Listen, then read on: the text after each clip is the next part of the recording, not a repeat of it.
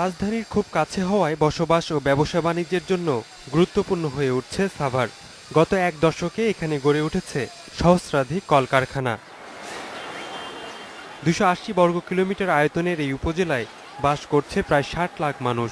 বিপুল এ জনগোষ্ঠীর আবাসন চাহিদা পূরণে গড়ে উঠছে অসংখ্য বহুতল ভবন, কিন্তু কোনো পরিকল্পনা ছাড়াই এসব ভবন নির্মাণ করা হচ্ছে বলে অভিযোগ স্থানীয়দের।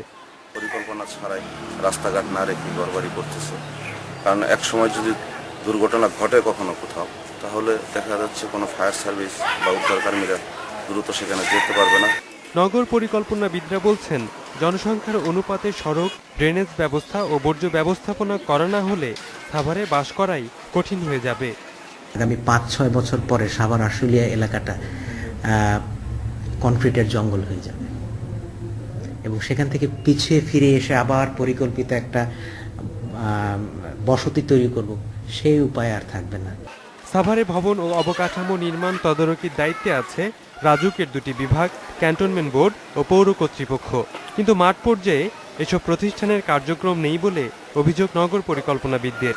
এজন্য লোকবল সংকট সহ নানা সীমাবদ্ধতার কথা বলছেন সংশ্লিষ্টরা। আমরা এখন চেষ্টা করছি যাতে পৌরসভার যে ভবনগুলো নির্মিত হবে নতুন করে, এগুলো যাতে যথাযথভাবে আইন অনুসরণ করে। Independent news.